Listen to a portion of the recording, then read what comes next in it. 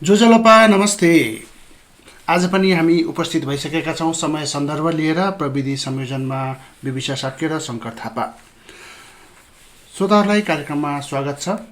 आज हाम्रा एकजना श्रोता हुनुहुन्छ, उहाँ किर्तिपुर नगरपालिका वडा नम्बर 10 का प्रकाश महर्जन हुनुहुन्छ।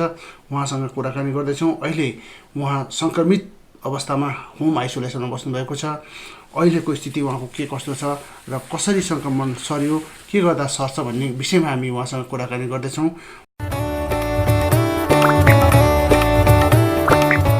समय सन्दर्भ, समसामयिक विषयहरूको साथमा समय सन्दर्भ, जनस्वास्थ्य, शिक्षा तथा आम नागरिकका ताजा विषयवस्तु समेटेर तयार पारिने समय सन्दर्भ।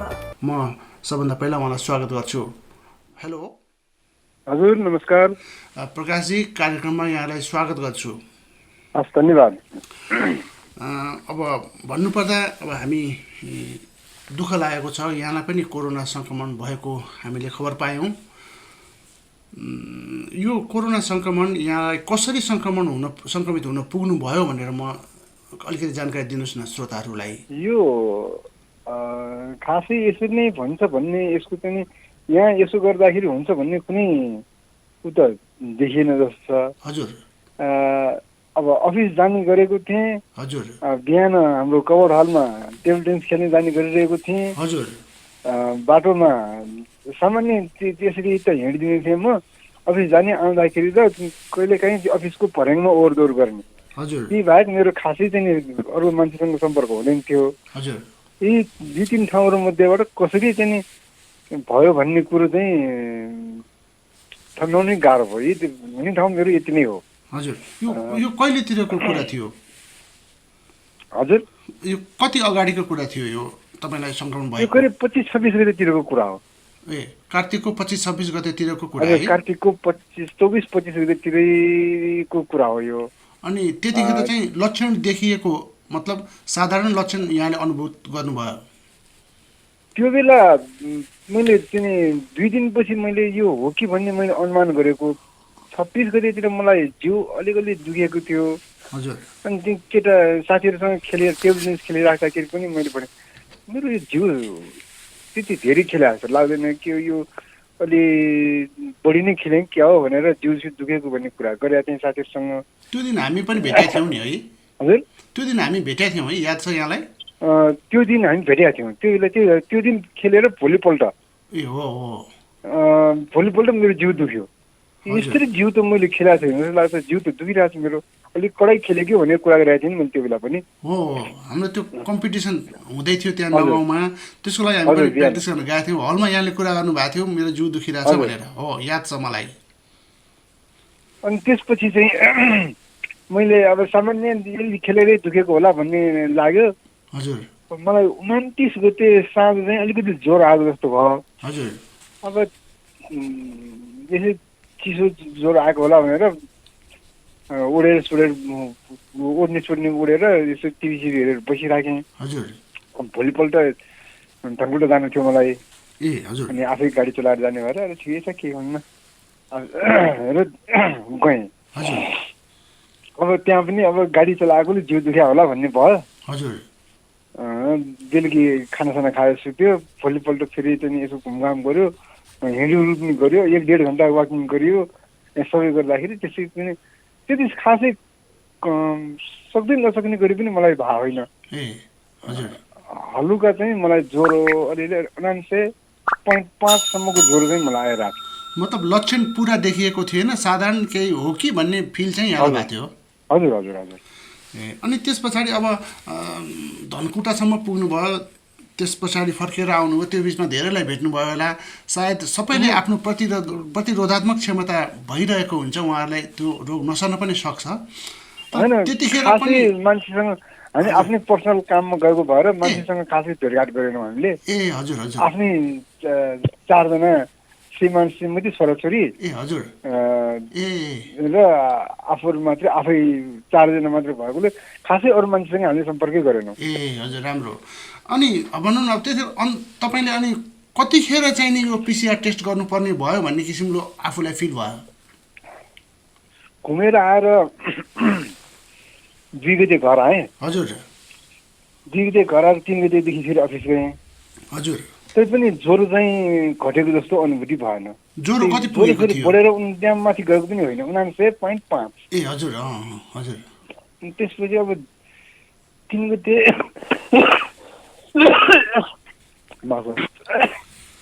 3 गते 4 गते 5 गतेसम्म पनि त्यो भएपछि अब चाहिँ टेस्ट गर्नु यो हजुर भनेर आफै टेस्ट गर्नु गएको।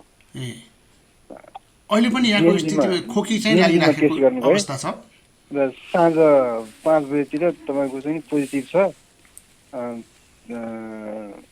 भन्ने कुरा आयो। ए हजुर अहिले पनि खोकी लागिराखेको अवस्था हो?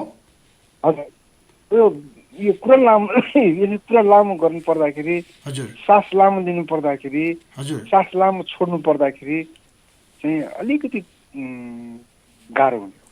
नत्र अरू सामान्य दुःख छैन। हजुर त्यस लामो कुरा गर्नु पर्दाखेरि, बोलिराख्नु पर्दाखेरि हावा छोड्नु पर्यो। हजुर हो त्यस्तो बेलामा चाहिँ अलिक गाह्रो हुन्छ।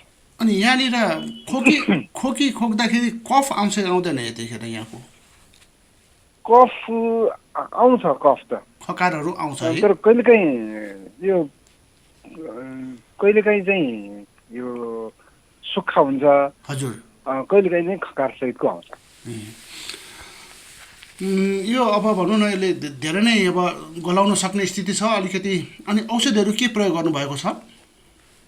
अहिले त यो डाक्टरको सल्लाह अनुसार दैनिक 50 मिलिग्राम अनि भिटामिन सी। हजुर अनि एजिथ्रोमाइसिन भन्ने एन्टिबायोटिक एउटा खाएको, त्यो सिद्धियो। अब कोर्स 1 डोज सिद्धियो। हजुर अनि भिटामिन्सहरू र अरू नर्मल खाना, ए साधारण खाना। हजुर अनि हिजो अस्तिबाट चाहिँ आयुर्वेदिक हस्पिटलबाट उपलब्ध गराइएको यो गोलीहरू छन्।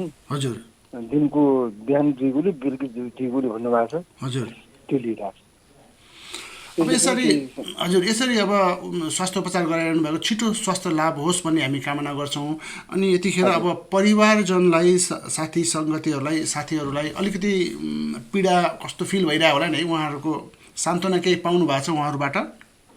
सबै साथीहरूले अलि होस गर्नुहोस् है, अलि सचेत हुनुहोस्, धैर्य गर्नुहोस्, नआत्तिनुहोस् भन्ने सान्त्वनाहरू दिइराख्नुहुन्छ। म पनि अलिकति साथीहरूलाई चाहिँ चिन्ता नगर्नुहोस्, मेरो त्यति धेरै कडा खालको छैन, यो धेरै किसिमको यो हुँदो रहेछ भन्ने कुरा पनि बुझ्नुपर्छ।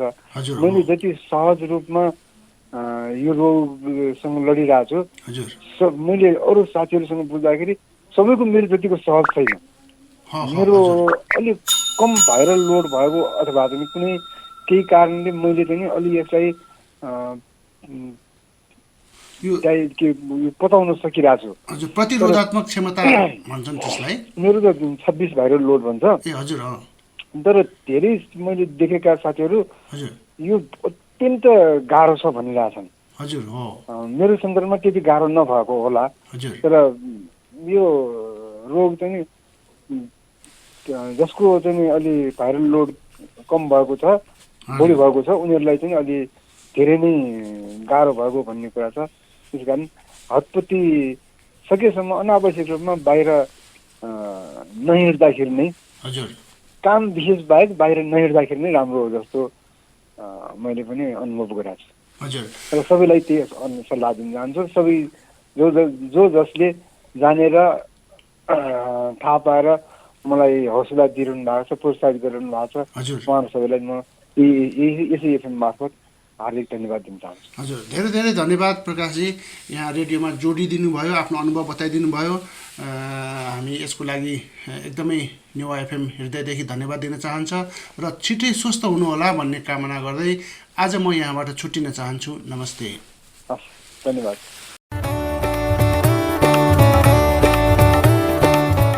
समय सन्दर्भ, समसामयिक विषयहरूको साथमा समय सन्दर्भ, जनस्वास्थ्य, शिक्षा तथा आम नागरिकका ताजा विषयवस्तु समेटेर तयार पारिने समय सन्दर्भ।